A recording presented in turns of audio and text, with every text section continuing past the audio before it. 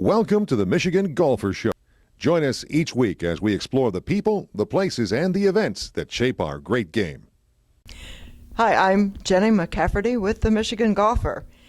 We're at beautiful Boyne Highlands, and with us is Ken Griffin, who knows everything about golf here at Boyne. And we spent some wonderful time at the Arthur Hills course this morning. Well, we're very glad you had a chance both to stop here at Boyne Highlands today and to visit Bay Harbor yesterday, Jen. Mm-hmm. And they're so different. It's amazing that one guy can really come up with such different places. Both are beautiful. Let's talk a little bit about Bay Harbor. There's the Quarry and the Preserve, and what's the third one? And the Links. And the Links. And those are kind of a microcosm. They're obviously a top 100 course and a signature course for us, but it's kind of a microcosm of Boyne because the difference that we show there just across the street is kind of what we try and do with all 10 courses here because, you know, a lot of places you go, even that have a lot of golf, they're set on very similar terrain. Well, and here, from the Heather course set down in the lowlands, the original course built in '66, to the most recent additions, the Arthur Hills course here at Boyne Highlands and Bay Harbor course, is just the variety across all 10 courses, but specifically there at Bay Harbor. I think most places you have to get in a car and drive a couple hundred miles. So you have the traditional Parkland course with the Preserve, and you don't even realize that as you're coming in 7, 8, and 9, that the lake, well, you see the view on 9, but that you're only within a couple hundred feet of the lake the whole way in. There's just a big group of trees between you. And the Quarry course built in the old shale quarry for the original cement plant, or the Links course built right on the cliffs out over top of Little Traverse Bay. And all you do is you take the cart across the street and you combo them up to play them in 18, and you just have so much variety there. The Quarry course is kind of interesting because if it weren't called the Quarry course, you can hardly tell there was ever a quarry there. But it's very dramatic. Dramatic holes there. Right. Well, I wasn't fortunate enough to be working for Boyne whenever Arthur Hills designed that course. But what I've been told is that his goal was to leave it as pristine, to move as little dirt as possible whenever he designed that. And yeah, we had to make fairways out of it. But there are some carries there. But there are some just spectacular views as well as spectacular golf. So overall, it's just a very unique experience. And to have, as you said, 3 dramatically different 9s that you combo up to play. And ironically, I guess at some point, that the two courses, the courses at Bay Harbor and the course here, were designed almost somewhat simultaneously. He had built the first 9 here, and then we got involved with the Bay Harbor project. And he moved over there and did the 3 9s at Bay Harbor, and then he came back here to Boyne Highlands and finished the back 9 at Boyne Highlands. So they were all designed, right in that mid to late 90s. One of the things that's interesting about Arthur Hills is he says that it's important to look not only from the tee to the green, but to look from the green to the tee. So this morning, as we were out on the course here at Boyne Highlands, I found myself doing that at every green. There's 2 ways to look at a golf course, and we used to shoot, from a marketing standpoint, we used to shoot the golf courses all going the direction of play. We had our kind of heads in that direction. But when we started to take a look at it too, backwards, and you'll see in our galleries backwards looking views, especially like 5, which today in the fall is, your whole one side is all hardwoods trees in full color, and your other side is, 80 or 100 feet tall production forest. Pine forest in rows. So, I mean, just the differences on that whole, just some spectacular views. And those trees are so tall. We were able actually to take a cart path through those tall pines. Well, it was, I think Arthur Hills was very happy. They gave him a blank canvas and a lot of space to develop the Arthur Hills course here at Boyne Highlands. And the cart path alone, people sometimes ask, well, can I walk that course? Well, not only is there enough vertical drop that you wouldn't want to do it, as you saw from 13, but even more importantly, the cart path alone is 9 miles long. That's how much terrain he used to just build whatever he wanted to build. It was a blank canvas. And I think From a runner's point of view, the typical golf course is a 10K, about 6 miles. Right.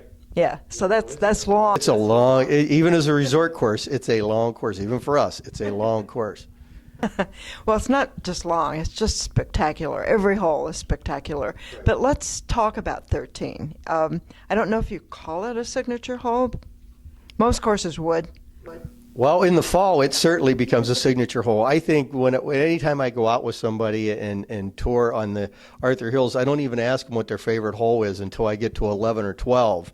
And then I go, well, there may be one more that beats it. But every time if you go to you go to 3 and they go, I love this hole. And then you go to 4 and you go, well, I like this hole more. And then they go to 5 and they go, it just keeps getting better. And that's kind of what Arthur Hills did with that course.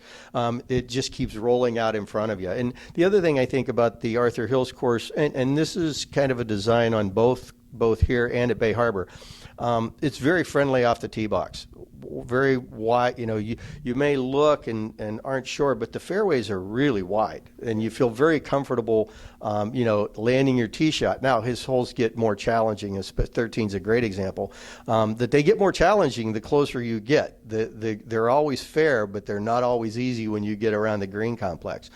But, on 13, we estimate you're looking at about 4,000 acres with over a 300-foot vertical drop from your tee box down to your green level. So it's just a spectacular view from a... So you're looking at 4,000 acres. Without Woo! a building. Well, without a building that you can see. Well, who cares if you can't see it? Exactly. Well, it is spectacular, and it's interesting that you mentioned that each hole gets to be a little bit more dramatic as you go along, and that was absolutely true.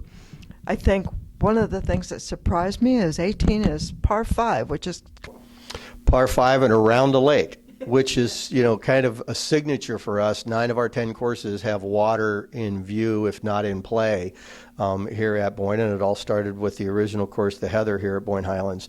But yes, you play around. It's not hard to play around, and there's a risk reward. If you have a great drive, you may want to try and play over the lake the long way. I always find myself taking the safe way up the right-hand side of the fairway that leaves me about a 100-yard shot in. That's a little more reasonable. But no, it's a great finishing hole. Looking at the country club in the background as well as the mountains behind. Yeah. Speaking of which, the mountains are all around, really. Yes. And during fall color season, they show up better. We've had a great fall here. We've had a very good year here this summer, but we've had a great fall season. The weather has cooperated on most days. Maybe a little chilly first thing in the morning the last couple of days, but basically, the temperature earlier this week was in the low 70s in the afternoon, and I came off in shirt sleeves on Friday after getting out and playing night after work. So, but the views have just been spectacular as the colors have come out here, and northern Michigan's really showing itself off. There's something really special about the colors of the trees and the green fairways. Yeah. Vermont doesn't have that. No, the variety, the variation of the two is very spectacular. No, the variety, the variation of the two it's very spectacular. Well, the fall golf here is spectacular, but really Boyne courses are not known just in Michigan. People all over the country and the world really know about Boyne courses. Yeah, no, a large portion of our guests actually come from outside of the state of Michigan.